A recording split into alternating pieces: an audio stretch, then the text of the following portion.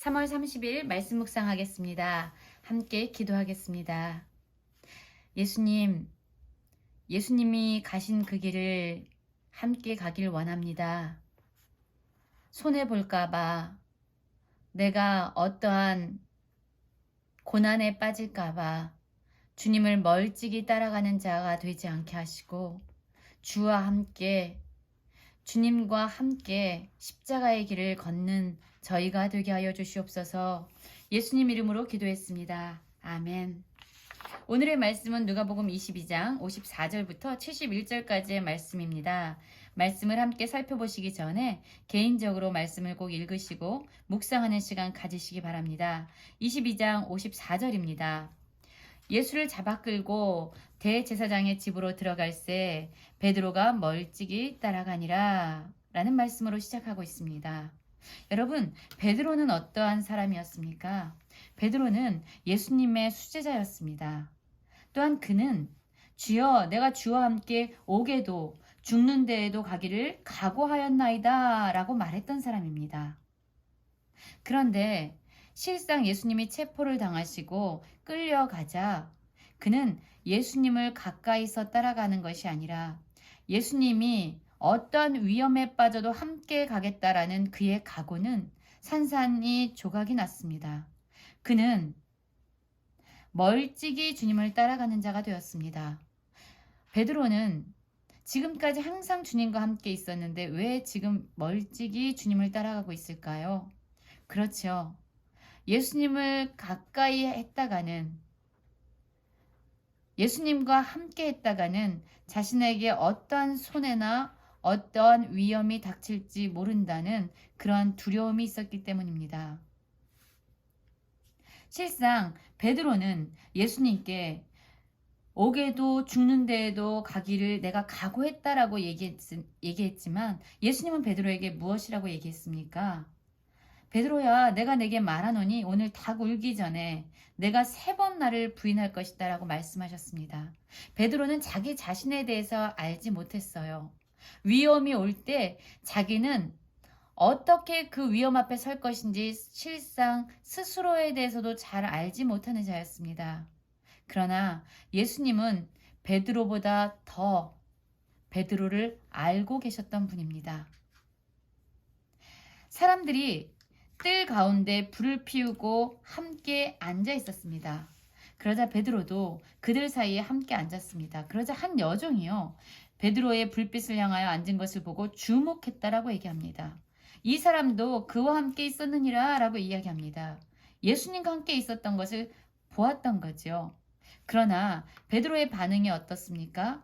베드로가 부인하여 라고 얘기합니다. 이 여자여, 내가 그를 알지 못하노라 라고 얘기합니다.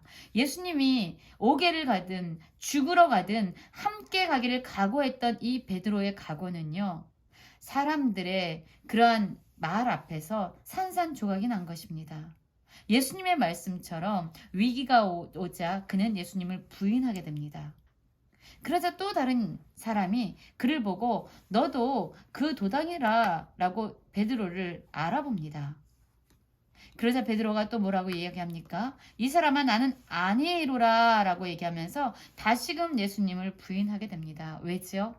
예수님을 인정하게 될 때 그는 자기에게 올 수 있는 손해와 위기를 외면하고 싶었던 거죠.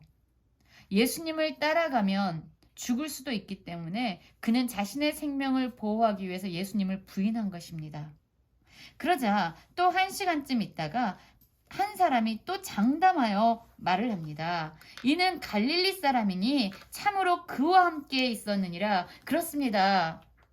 예수님이 놀라운 기적을 행하고 많은 사람들을 가르칠 때에 베드로는 예수님과 함께 있었던 사람입니다. 그러나 지금 예수님이 체포당하는 위기에 처하자 실상 그는 예수님을 멀찍이 따라갈 뿐만 아니라 이제는 강하게 예수님을 부인하는 자가 되었습니다. 베드로가 얘기하죠. 이 사람아, 나는 내가 하는 말을 알지 못하노라 라고 얘기합니다. 그리고 아직 말하고 있을 때에 닭이 우는 소리를 듣게 됩니다. 이때 예수님이 베드로에게 하셨던 말씀을 베드로가 기억한 겁니다. 이르시되 베드로야 내가 네게 말하노니 오늘 닭 울기 전에 내가 3번 나를 모른다고 부인하리라 라는 예수님의 말씀이 생각났던 겁니다. 그리고 예수님의 말씀을 통해서 이제 자기의 실존에 대해서 바라볼 수 있는 그런 눈이 열린 거죠. 예수님의 말씀을 기억하기 전에는 그는 자신을 너무나도 과신하고 있었지요. 자기는 무엇이든지 할 수 있다라고 스스로 생각했습니다.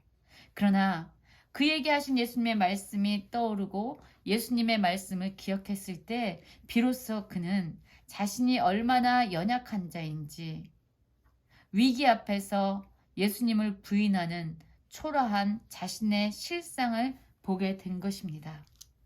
그때 베드로의 이런 모습을 지켜보던 분이 있으셨습니다. 주께서 돌이켜 베드로를 보시니 라고 말씀하고 있습니다. 여러분, 닭이 울었습니다. 그리고 베드로는 이 예수님의 말씀을 기억하고 자신의 실존의 모습을 보았습니다. 예수님을 죽기까지 따르겠다라는 자신의 과거는 이제 아무것도 아닌 것처럼 산산이 깨어졌습니다. 죽음의 두려움 앞에서 손해볼지도 모른다는 그러한 두려움과 불안 앞에서 그는 예수님을 철저하게 부인하는 그러한 비겁하고 그렇게 무력한 존재였습니다. 베드로가 주의 말씀, 곧 오늘 닭 울기 전에 내가 3번 나를 부인하리라 라는 그 말씀이 생각나자 그는 밖에 나가서 심히 통곡했다라고 얘기합니다. 자신의 연약함을 깨닫게 되고 완전히 주님 앞에 회개하며 울부짖었다라는 이야기입니다. 여러분 그렇습니다. 우리는 주님의 말씀을요 지속적으로 묵상해야만 합니다. 우리는요 우리의 죄를 깨닫지 못해요. 우리가 얼마나 연약한 존재인지도 우리는 잊고 살아갑니다. 그러나 우리가 말씀 앞에 그 말씀이라는 거울 앞에 설 때에 비로소 우리는 우리가 얼마나 연약하고 우리가 얼마나 죄인이고 우리가 얼마나 손해볼까 봐 두려워하고 불안한 그러한 무기력한 존재인지를 보게 됩니다. 그래서 우리는 그 말씀 앞에서 회개하게 되는 것이고 그 말씀 앞에서 주님께로 돌아가게 되는 것입니다. 그래서 우리는 말씀을 묵상해야 합니다. 여러분 예수님은요 죄가 없으신 분이었습니다.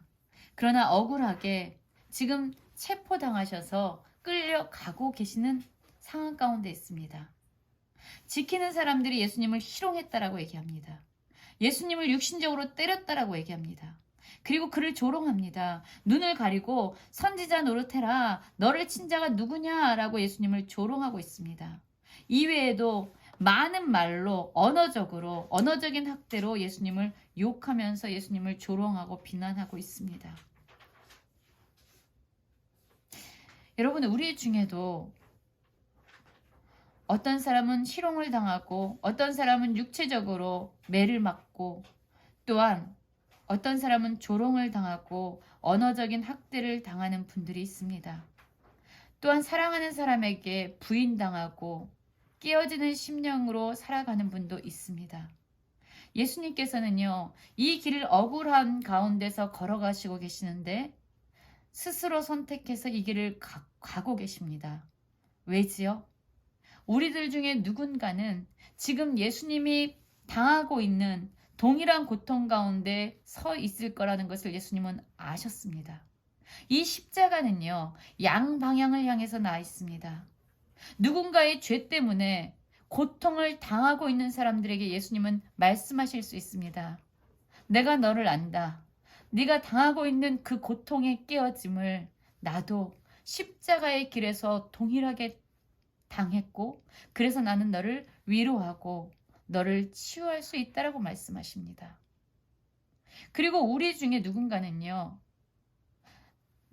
다른 사람에게 어떤 사람에게 이렇게 가해를 하는 사람도 분명히 있습니다. 자기가 위기에 처하자 사랑하는 사람을 부인하고 또한 누군가를 희롱하고 때리면서 말로 언어적인 학대를 자행하는 사람들이 우리들 중엔 분명히 있습니다. 예수님이 누군가가 행하는 이 고통의 자리에 서 계신 것은 바로 이렇게 동일하게 죄를 짓는 자를 향해서 내가 너를 용서한다라고 말씀하시기 위함입니다. 그래서 십자가는요, 고통과 죽음을 향하여, 고통과 죽음 가운데서 신음하고 있는 자를 향해서 내가 너를 치유한다, 내가 너를 안다라고 말씀하시는 자리이며, 또한 죄를 짓는 자들을 향해서 내가 너를 용서한다라고 말씀하시는 용서의 자리입니다. 예수님은 죄는 없으시지만 그 고통 가운데 서 계심으로 인해서 우리 가운데 서 계셨던 거예요. 우리는 누군가한테 죄를 짓습니다. 그리고 또 누군가의 죄 때문에 우리는 마음이 깨어지는 고통을 당하고 살아갑니다. 예수님은 우리의 고통을 채율하실 뿐만 아니라 우리의 죄를 용서하시는 분이죠.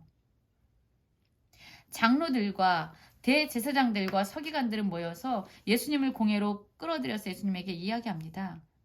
네가 그리스도이거든 우리에게 말해라 라고 얘기합니다. 그러나 예수님은 알고 계셨어요. 예수님이 아무리 말해도 그들은 믿지 않을 것이라는 것을 알고 계셨던 거죠. 여러분, 사람들은 듣는 대로 믿지 않습니다. 진리를 찾지 않습니다. 사람들은 믿는 대로 보고 믿는 대로 들으려고 합니다. 예수님은 지금까지 많은 기적과 많은 가르침을 사람들에게 주었습니다. 그러면서 그분이야말로 진정 하나님께서 보내신, 이 땅을 구원하시기 보내신 그리스도고 메시아임을 증명해 보이셨습니다. 그러나 사람들은 믿지 않았고 예수님을 마침내 십자가에 달려 죽게 하는 그러한 일을 행합니다. 왜지요? 그들이 관심 있는 건 진리가 아니었어요. 그들이 관심 있는 것은 자신의 기득권을 지키고 자신의 이익을 지키고자 하는 자기 욕심과 정욕에 사로잡혀 있었던 사람들입니다. 예수님이 말씀하십니다. 네가 하나님의 아들이냐 대답하되 너희들이 내가 그라고 말하고 있느니라. 그들이 이르되 어찌 더 증거를 요구하리요 우리가 친히 그 입에서 들었다라고 얘기하지요. 그들이 예수님에게 너가 그리스도냐라고 묻는 것은 진정 진리를 알기 위한 물음이 아니라 예수님을 십자가의 처형 가운데로 넘겨주고자 하는 증거를 얻기 위함이었습니다. 여러분, 예수님의 이 십자가의 길, 이 길은 누군가의 죄로 말미암아 고통당하는 우리를 위로하시고 치유하시기 위한 자리입니다. 예수님이 십자가를 향해서 걸어가는 이 길은 예수님을 향해서 희롱하고 욕하고 때리며 부인하는 이 사람들의 죄, 그들을 향해서 용서를 선포하기 위함입니다. 고난의 주간 가운데 우리를 위해서 보여주신 예수님의 그 십자가의 사랑을 더 깊이 묵상하며 감격하는 모든 성도님들 되시기를 간절히 기도합니다.